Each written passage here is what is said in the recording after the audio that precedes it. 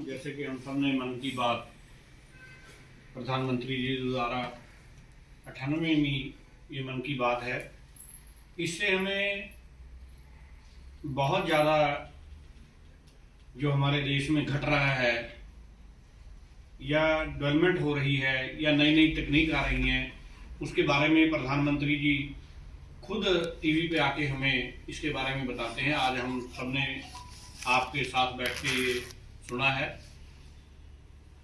इसके पश्चात जो दिशा निर्देश पार्टी द्वारा हुए हैं कि संसद में भारतीय राष्ट्रपति श्रीमती द्रौपदी मुर्मू का संसद के समक्ष जो अभिभाषण है वो पढ़ा गया था, और आज दिशा निर्देश पार्टी के अनुसार यह मैं 20 पॉइंट जो है आपके सामने रखने जा रहा हूं। जैसा कि माननीय सदस्य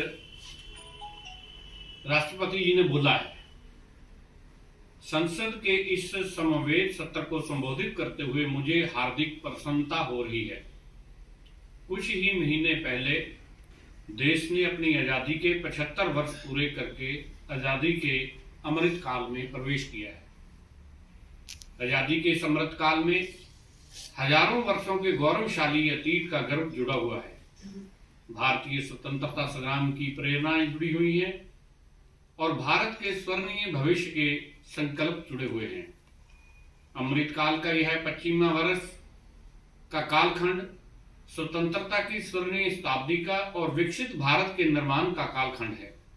ये 25 वर्ष हम सब के लिए और देश के प्रत्येक नागरिक के लिए कर्तव्यों की प्रकाष्ठा करके दिखाने का है। यह हमारे सामने युग निर्माण का अवसर है और हमें इस अवसर के लिए 100% सामर्थ्य के साथ हर क्षण कार्य करना है।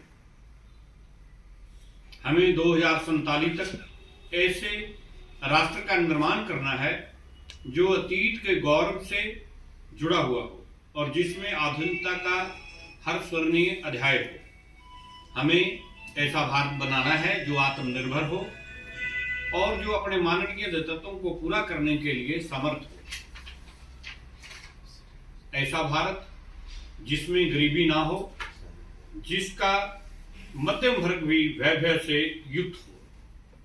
ऐसा भारत जिसकी युवा शक्ति और नारी शक्ति समाज और राष्ट्र को दिशा देने के लिए सबसे आगे खड़ी हो। जिसके युवा समय से 2 कदम आगे चले। ऐसा भारत जिसकी विविधता और अधिक उज्जवल हो, जिसकी एकता और अधिक अटल हो।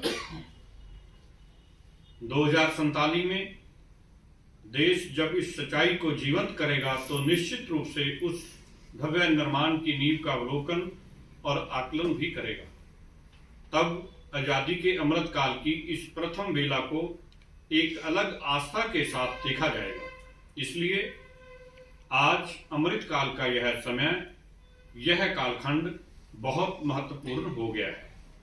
माननीय सदस्यगण, मेरी सरकार को देश के लोगों ने जब पहली बार सेवा का अवसर दिया, तब सबका साथ सबका विकास के मंत्र से हमने शुरुआत की थी। समय के साथ इसमें सबका विश्वास और सबका प्रयास भी जुड़ गया। यही मंत्र आज विकसित भारत के निर्माण को प्रेरणा दे रहा है। विकास के इस कर्तव्य पथ पर चलते हुए मेरी सरकार को कुछ ही महीनों में 9 वर्ष पूरे हो जाएंगे। मेरी सरकार के लगभग 9 वर्ष में भारत के लोगों ने अनेक सकारात्मक परिवर्तन पहली बार देखे हैं।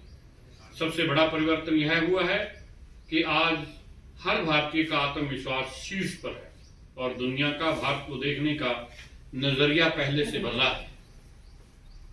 जो भारत कभी अपनी अधिकांश समस्याओं के समाधान के लिए दूसरों पर निर्भर था, वही आज दुनिया की समस्याओं के समाधान का माध्यम बन रहा है।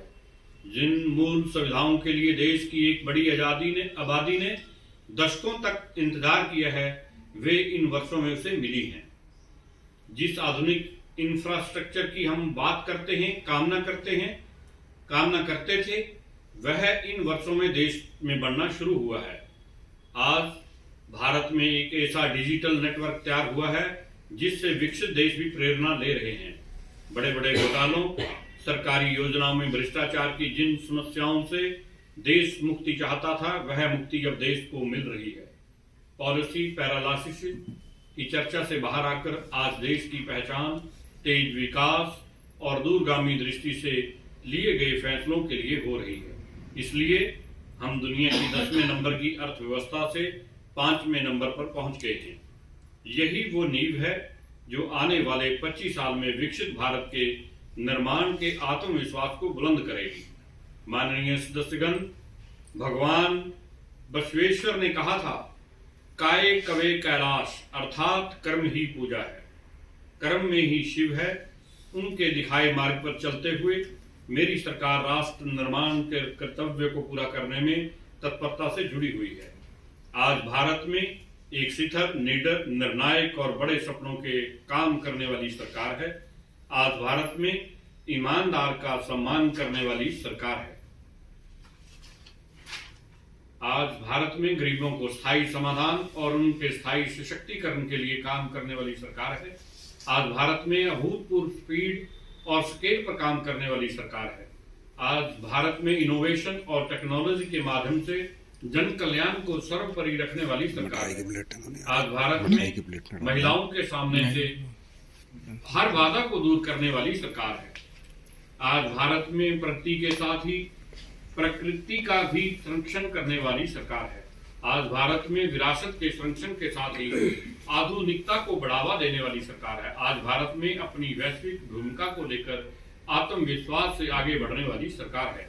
माननीय सदस्यगण, मैं आज इस सत्र के माध्यम से देशवासियों का आभार व्यक्त करती हूं कि उन्होंने लगातार 2 बार एक सरकार को चुना है। मेरी सरकार ने देश हित को सदैव सर्वोपरि रखा, नीति रणनीति में संपूर्ण परिवर्तन की इच्छा शक्ति दिखाई है। सर्जिकल स्ट्राइक से लेकर आतंकवाद का कठोर प्रहार तक, एलओसी से लेकर एलएसी तक, हर दुस्साहस के कड़े जवाब तक, आर्टिकल 370 को हटाने से लेकर 3 तलाक तक, मेरी सरकार की पहचान एक निर्णायक सरकार ही रही है।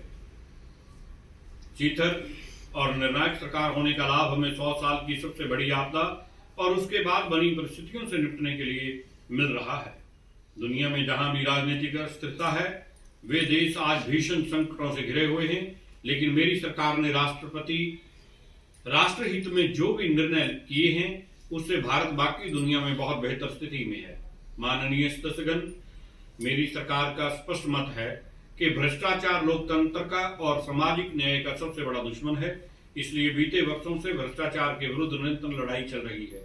हमने सुनिश्चित किया है कि व्यवस्था में ईमानदारी का सम्मान होगा, भ्रष्टाचारियों के लिए समाज में किसी भी प्रकार की सहानुभूति ना हो। इसके लिए सामाजिक चेतना भी देश में बढ़ रही है।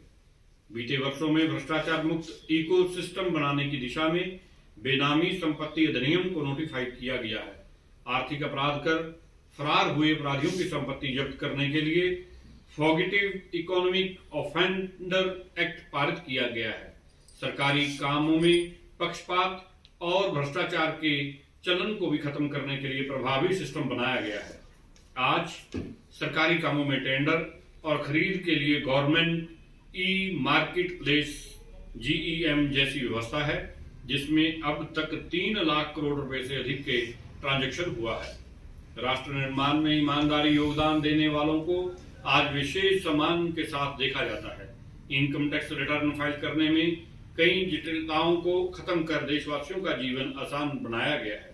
फेसलेस जांच को बढ़ावा देने की वजह से व्यवस्था में पारदर्शिता आई है और उसे जवाबदेह भी बनाया गया है। पहले टैक्स रिफंड के लिए लंबा इंतजार करना पड़ता था, आज ITR भरने के कुछ ही दिनों के भीतर रिफंड मिल जाता है। आज GST से पारदर्शिता के साथ साथ करदाताओं की गरिमा भी सुनिश्चित की जा रही है। जनधन, आधार, मोबाइल से फर्जी लाभार्थियों को हटाने से लेकर one nation one ration card तक एक बहुत बड़ा स्थायी सुधार हमने किया है। बीते वर्षों में DBT के रूप में, डिजिटल इंडिया के रूप में एक स्थायी और पारदर्शी व्यवस्था देश ने तैयार की है। आज 300 से ज्यादा योजनाओं का पैसा सीधे लाभार्थियों के बैंक खातों में पहुंच रहा है। अब तक पूरी पारदर्शिता से 27 लाख करोड़ रुपए से ज्यादा की रकम करोड़ों लोगों तक पहुंचाई गई है। वर्ल्ड बैंक की रिपोर्ट कहती है कि ऐसी योजनाएं और ऐसी व्यवस्थाओं के कारण ही कोरोना काल में भारत करोड़ों लोगों को गरीबी रेखा के नीचे जाने से बचा पाया है। जब भ्रष्टाचार रुकता है और टैक्स की पाई का सदुपयोग होता है, तब हर टैक्स पेयर को भी गर्व होता है। माननीय सदस्यगण, आज देश का ईमानदार करदाता चाहता है कि सरकारें शॉर्टकट की राजनीति से बचें। ऐसी योजनाएं बने जो समस्याओं के स्थायी समाधान को प्रोत्साहित करें, जिनसे सामान्य जन का सशक्तिकरण हो। इसीलिए मेरी सरकार ने वर्तमान चुनौतियों से निपटने के साथ ही देशवासियों के दीर्घकालिक सशक्तिकरण पर बल दिया है। गरीबी हटाओ अब केवल एक नारा नहीं रह गया है। अब मेरी सरकार द्वारा गरीब की चिंताओं का स्थायी समाधान करते हुए उसे सशक्त बनाने का काम किया जा रहा है। जैसे गरीबी का एक बहुत बड़ा कारण बीमारी होता है।